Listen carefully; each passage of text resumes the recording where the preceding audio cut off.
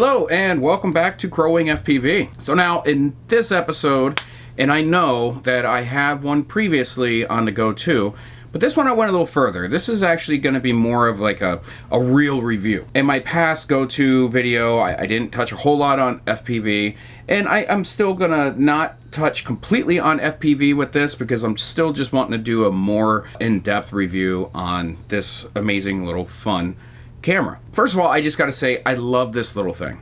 This little thing is, I guess you can compare it to like a puppy. You see a cute little puppy, you just want to play with it and do stuff with it and run around and whatever. And that's kind of how this little thing is. It's just so tiny.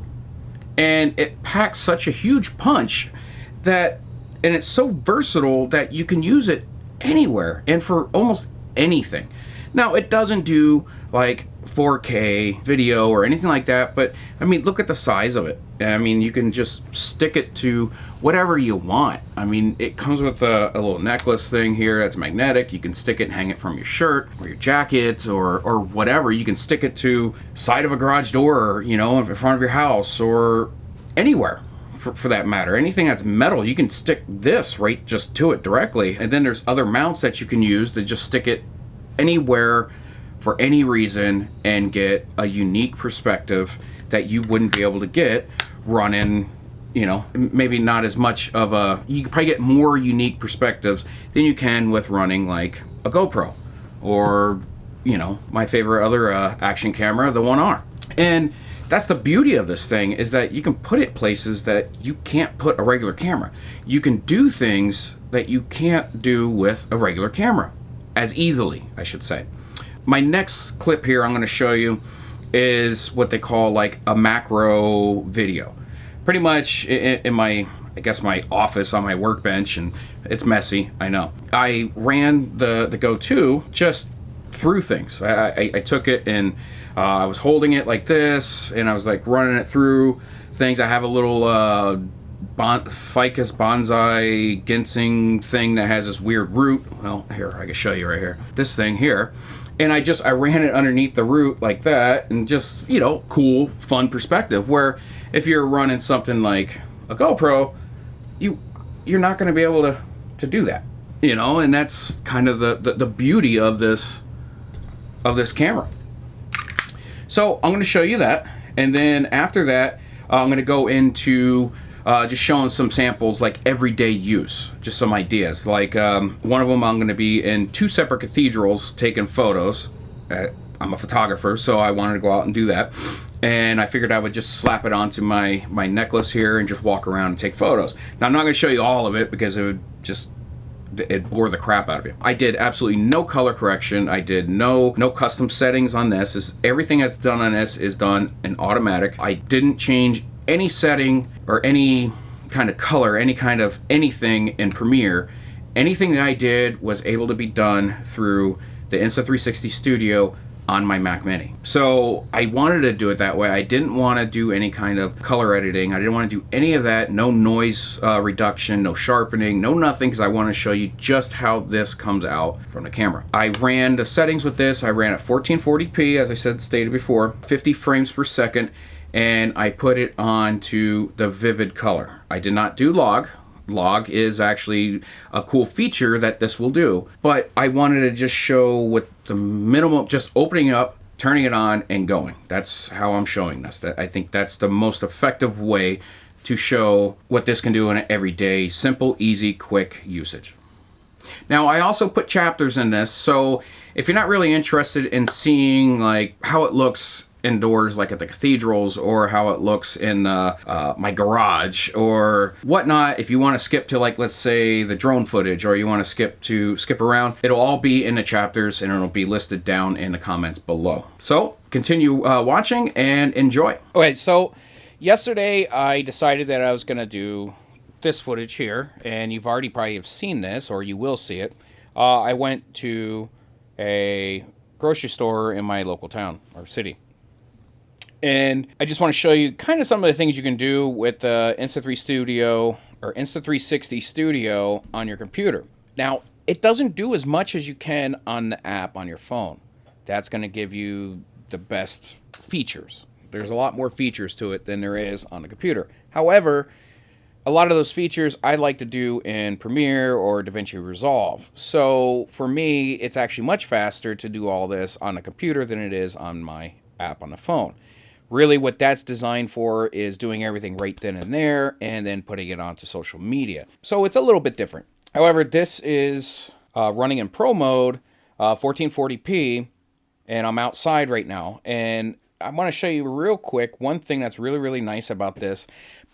And also something that I'm kind of ticked about, because you can do only half of it on the computer and the other part of it you can do fully on the app. And I'll show you. So on the computer, you can actually move the angle up and down a little bit, because it's actually, the video file is actually a fisheye. It's I think it's 180 degree fisheye. So it's a circular photo that is then positioned and lens corrected, distortion corrected, to get a flat image. So it allows you to go up and down on the PC. However, you can't go left and right on the PC. On the app on your phone, you can also go left and right the same amount that you can up and down on the PC. Not a huge deal, but if it's something where a camera is off center to the left or the right, then I would simply have to do it in my phone, which is an additional step, and it's slower and it's annoying. Anyway, hopefully that comes out in the next update. Now, here you can change right here to like a 9 to 16 if you wanted to put this in onto Instagram. So it's set for Instagram. Works really well. But again, you can't move it left or right, which again just irritates me. And you can also do 1:1 for a 1:1 view.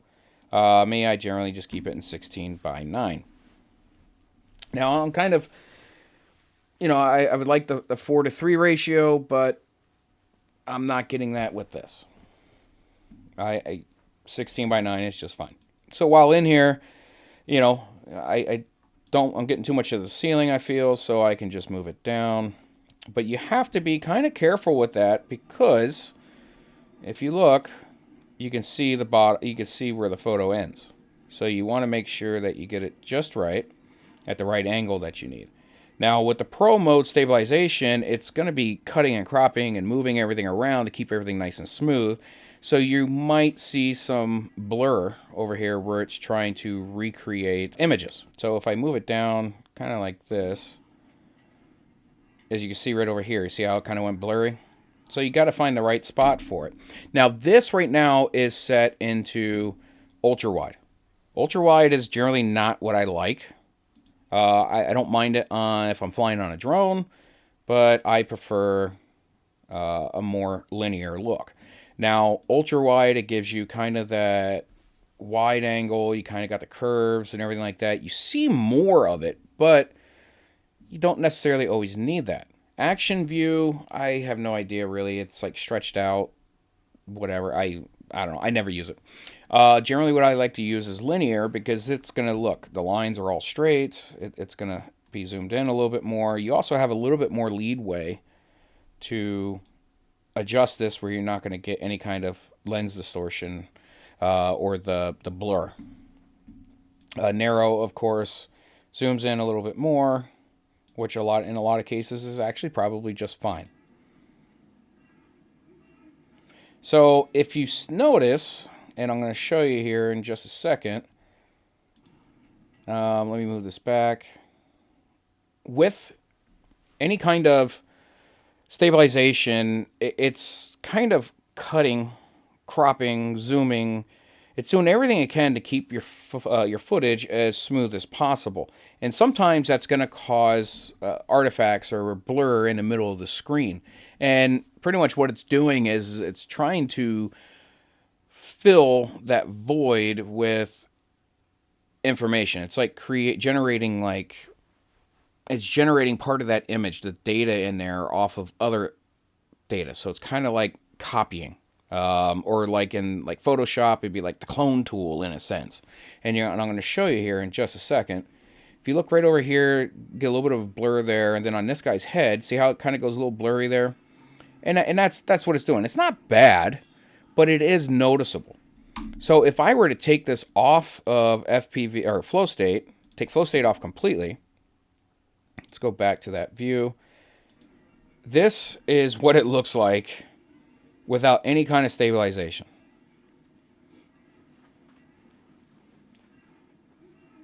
Yeah, it's to me, it's a little too much. I don't like it. It's just, it needs stabilization. Now, if I do FPV stabilization, which is a little bit different, let me zoom this down just a little bit. Oh, what? I can't move it. Okay. That's something new. You get a little bit, it's still stable. You still get the horizon lock. You still get a lot of the stabilization, but it moves a little bit more. And see how it goes blurry in places? Because, let's say, that was a really good scene to show this off at. I'm going to take it right here. And I'm going to show you that here again. Notice the blur. The blur all right there. You can really see it in the coolers. That is part of the stabilization, and that's that data recreating in order to keep it nice and smooth. But if I were to take this off, if you notice, there's nothing going on. They actually look fine, but everything, the entire world is like an earthquake when it's in this view. Put it back into flow state. And I'm going to go back to linear because I just like linear a little bit better. And here, as you notice, you can adjust this a little bit. I never realized that you can't do that in FPV. Interesting. Okay. So obviously when you put in FPV stabilization, it's just going to 0 for the view. The field of view is just being moved up to 0 degrees. It's not, you know, up or down. And now over here you have aqua vision. That's if you're underwater. You can turn that on and it actually gives water a little bit better of a, it adds color to it. Here you can actually create multiple projects off of one clip. So you can have it done certain ways. Like, let's say this is project 1. I'm going to create project 2. Now project 2, let's go back to where I was, just for S's and G's. Under project 2, I want no stabilization. So now this is stabilized, and this isn't. And it's all off of the same file, which is nice. So if you want like to do a side-by-side comparison, you can do 2 different projects, queue them both up, and it's going to pop out both those videos with those different settings. And then this just gives you the information on your video clip. And then this, this is part of the queuing. You add it to the queue, comes over here, and then you can continue working and then build up your queue. And then you can click that button there and it'll just work on all your renders. And that's it for the studio on the PC or on the computer. All right, so I'm going to open up and connect to my GoTo through my phone. And, you know, once you have it all set up and linked and everything like that, it's pretty quick. It's pretty easy to get into. Once you're in, you click on the camera icon on the bottom there, and it's going to bring up the preview. Now, on this screen, you have a lot of settings that you can do with your camera. Now, you can do a lot of this right through the actual camera itself, but it's a little easier on here. Like, for instance, you could change different color choices. You can change a different field of views. If you're in Pro mode, you can switch it around to higher resolutions, faster frame rates. You can change up the aspect ratio. And then you can go into here where you can do actual manual settings for it. I'm doing all auto on this right now. And then also they have a white balance setting. The white balance is really kind of, you know, it's not that huge of a deal because that can be taken care of in post. And they only allow you to go and they don't allow you to choose in between so you can really fine tune it when you're doing it manually. So I just leave that on auto as well. Now these are all your different photo settings or video settings, night shoot, interval shooting. You got starburst, star lapse, which is designed for, hitting stars. You got your pro video, you got your time lapse, you got your time shift, HDR video, slow motion. You have reframe live, which I haven't touched, but I believe it allows you to actually broadcast live video, which is pretty slick. But of course, pro video is what you want to be in. It gives you the most options for doing most things. You can also pull this up and choose as well. You don't have to do it on the bottom with the scroll. You can actually choose it from an infographic. Here is where you're going to set the recording time.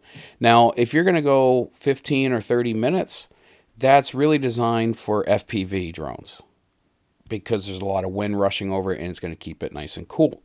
Other than that, I would stick it at 10 and leave it at 10 minutes. And the record, you just press the record button and it's going to go through and do its thing. And at that point, you can leave the app and the camera will continue to record. In order to get into that, your footage, you simply come back to the screen and you click on album and it's going to show you everything that's on the camera and on your phone at the same time. So for this, I'm going to pull up this little video here and I'm going to show you just some of the features for editing on the actual phone itself, which it's actually very, very intuitive. So right here, I'm going to show you, if you press and hold the screen, you can bring up a grid that allows you to move around, as you can see, left and right, up and down, and it allows for you to actually keyframe.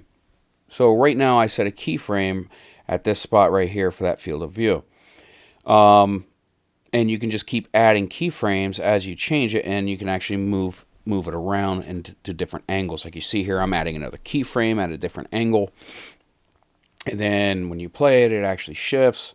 But if you just want like one view for the entire video, then you select it once and only do one keyframe. But you want to be careful though. You don't want to go too far because as you can see, the edge right there of the lens of the data, that nobody wants that. So that's just a little demonstration on keyframing and changing up the perspective view of your footage. Now here you can change your aspect ratio to any of these settings. You have 3 choices with that. You also have linear, which I normally like to use. You have face adjustments where you can change up the dynamics of the face, change the nose, you can change the color of the skin. You have a lot of little options on here that you absolutely do not have in the Insta360 Studio. They even give you the option to add music, and they even have some music in there that you can add to it.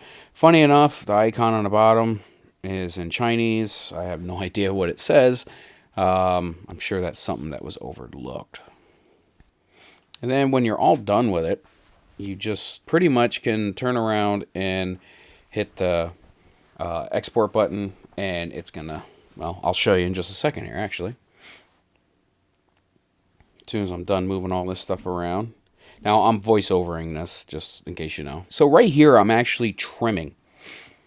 I'm trimming the video because I'm going to do a quick export on it, and it's not the fastest on the phone, but it does a pretty good job. So I trimmed down like I think 44 seconds or something like that is how long that I'm taking out of this. So when you go into export, you want to make sure that you do custom, not auto. Custom will allow you to do the largest resolution possible. If you go to auto, it's going to do it at 1080. And then you just go through, you hit the export button. This 44 seconds does not take long at all to do. And that's it. It's exported. That's all you gotta do. Now it's saved onto your phone, and you can just simply transfer it off of your phone to your computer, or just post it on Facebook, Instagram, Twitter, wherever it is you want to send it. All right, so with the Insta360 Go 2, it's pretty simple to work with, and I'm trying to do this with one hand here. So you open it up and it's going to say press to connect. Go ahead and just press the white button here. And now it's connected to my camera. But this is in regular mode, regular video, and you don't want that. So what I do here is I simply just choose Pro Video mode. There we go. It's in Pro Video mode. It's in 1440p, 50 frames per second, and it's in 16:9. Now, if I press and hold the record button, there we go. It's going to bring up the functions here, the settings, 16:9, 1440, 50. As you can see, you can go through different settings. Ultra wide, you're running in Pro mode, so it doesn't matter. You might just leave that alone. In here, you can choose standard, log, or vivid. I generally leave it on vivid. No reason to change that. And that is your recording time, 10 minutes, 15 minutes, or 30 minutes. Now, 15 minutes and 30 minutes, it says right on there, FPV. That's if you're using it on an FPV drone and it has a lot of air movement over it to keep the camera cool. Otherwise, keep that on a max of 15 minutes. Or 10 minutes, excuse me. Otherwise, it just overheats. Now, you can also go into time shift, time lapse, HDR video, slow-mo, and settings. In settings, you have wind reduction, anti-flicker set to auto, and you can go in, you can customize that with 50 hertz or 60 hertz. This right here is the timeout, so it'll just put itself to sleep after 120 seconds of no activity. Here you have H.264. Now, you can't do anything with this yet. It's recording in H.264 mode. Supposedly, in the next update, it's going to be in as H.625, I believe, from what I've heard. You want it on high bit rate, but they also have standard and high bit rate and standard. That's it. I guess that's the flashing light. You can turn that off so no light is on if you want to be discreet. This is unlock button. Not sure what that does. I'll have to look into that. Change that. Change the wireless if you don't want it to automatically come on and broadcast a signal. This is where you can format the format the memory on it. Reset the factory standards. And this is just the about, which tells you all the info on the camera. And again, you want to make sure that you are in Pro Video. That's where you're going to get your best quality footage and your best stabilization. You're changing up the field of views, all that. And that's it. I mean, it's so simple. So simple. Now, also, on here, when you remove this, and I'm going to show you kind of side by side here. Let's go ahead and reconnect it. Now, if you press it once, it's going to record. Now, there are separate settings on here that you can do through your phone to change your presses. So, sometimes if you press it twice, it's going to go into a different mode. Or if you press it 3 times, it'll go into a different mode. I don't like that, so I want it to be always on Pro mode. So if you go into the settings through your phone, you can actually change your buttons. And I have to apologize, I keep yawning. It's 1:39 in the morning. So go in there and change those settings. Make this, every time you press this button, it's gonna be in Pro mode. That's what you want. Otherwise, you're gonna end up having some issues with pressing the button on it and it's gonna go into time lapse or, something. And that's what you want to try and avoid.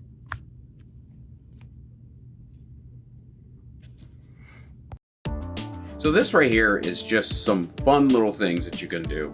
This is the macro video that I spoke about earlier in the video. And then this is just some slow motion shots that you can do. And of course, I'm an idiot and I dropped the remote. Is what it is. But yeah, this is just like a small little tiny touch of what you can do creatively with this little camera.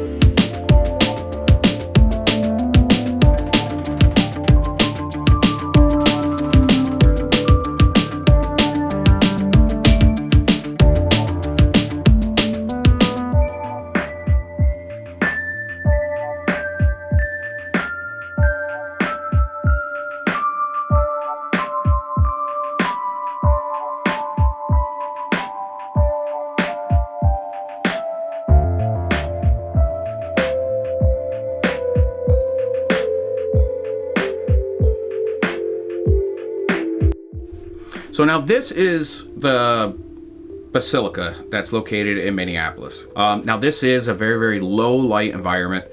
It's very dark in here. And the colors on the walls, you know, the gray brick, just everything is just very, very dark. So the Go 2 is struggling a little bit through all this. It's going to be a little bit noisy just because it's just jumping up the ISO range on it just so that it can get an image. This is the Cathedral of St. Paul. Now it is a lot lighter in here. There's a better lighting. It's not as dark with the interior. There's a lot more colors. So the Go 2 wasn't struggling quite as bad in this segment. Now it does have, I did do this in regular video mode. So you'll notice the stabilization, it's kind of moving with me and stuff like that. So it has very, very, very, very little stabilization versus the one in the Basilica where I was running in pro mode that kept the horizon locked in place.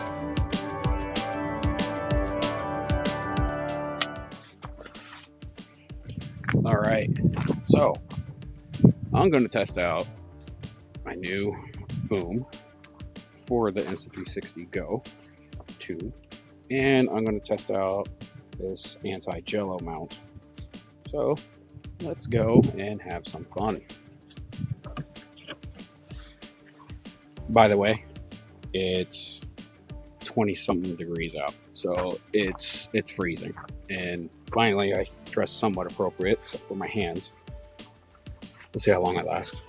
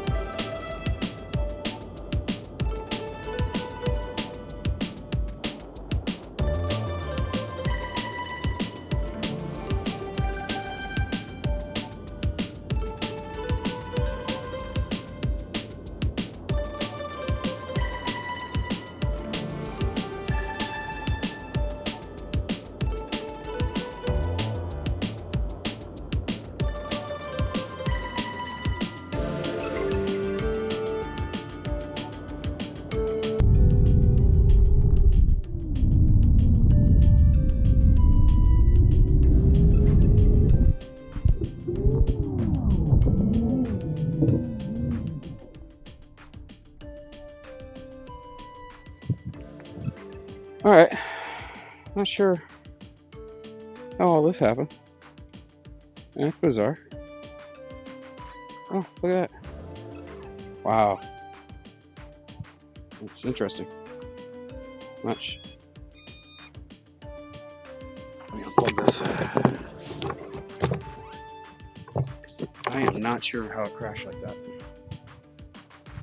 But that's crazy.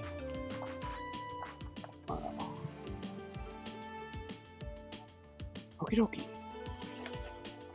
PTX came completely disconnected.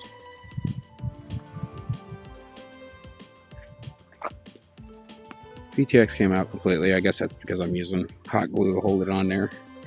Wires got shuffled around. Broke that.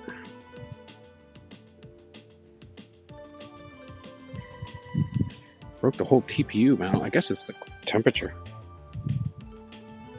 Oh, broke that. Well, that was a lovely crash, but you know what? The Go 2 is good. That's all that matters to me, really. And look at all the pieces everywhere. This is great. Well, I don't think I'm flying anymore today. Not sure what happened with that. It was kind of a bizarre shot. Wow. I totally effed up my quad. Oh, it's broken on a mount there too. And I didn't bring another one with me. Figure. I'm out here, I'm gonna try this again. And I'm going to be using a different quad. And I want to use, I want to test out the Go 2 on a different mount. Today is much sunnier. And it's exactly 30 degrees warmer today than it was yesterday. I'm going to be using my ProTech 25 pusher. And I'm going to be running it on my Nazgul 5. The Nazgul 5, it probably doesn't need an anti-vibration because I think flies just so unbelievably smooth.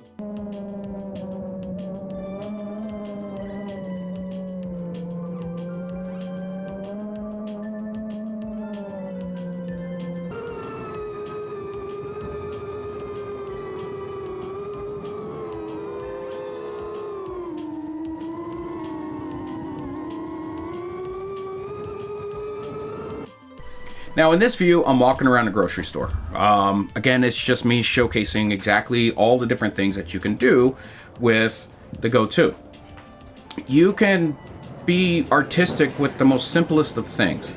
Now, I'm not saying that my video going through the grocery store is in any way artistic. It's just, I just did some cuts, some edits, some whatever. I was going in to buy flour, butter, and milk to make some popovers for Thanksgiving, which is 2 days away. But I figured it's everyday use. I might as well throw it on my shirt and just go in there and just do it. So yeah, this is the view of what it looks like inside of like a grocery store, or even if you went into like Best Buy or something like that. This is how you would get it. Really?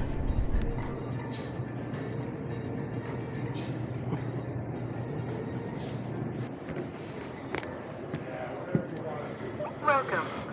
309. All right, so 99. 499. testing out this Go 2, I gotta say it's probably one of the most versatile, handy little cameras that I've seen, and this video is covering all different aspects of it, and it's just fun. If you're gonna buy this, I would recommend you buy the 64 gig. I do run out of space quite a bit, pretty quick, and the transfer between the camera and my phone is actually pretty slow, and it does drain the battery pretty quick on this when you're doing that. All right, and that is pretty much it for my review today on the Insta360 Go 2. And I do apologize that it was a little bit long of a video. However, I feel that that is the best way to review that. There's a lot of things you can do with it, and honestly, I could have made this a 5-hour long video with all the things that I can do with this little thing.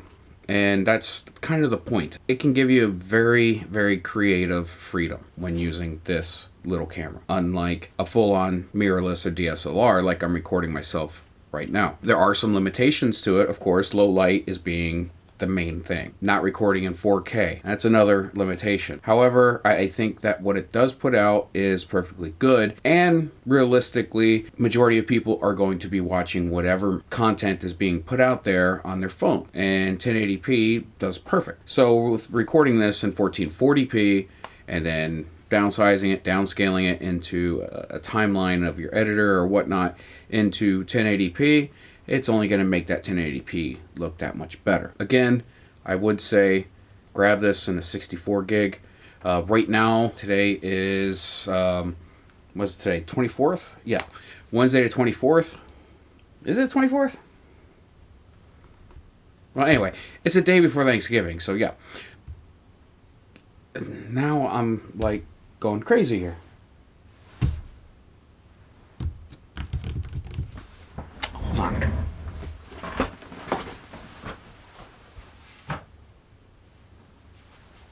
Okay, so yeah, I'm just crazy, and for some reason I thought today was the 25th or the 23rd.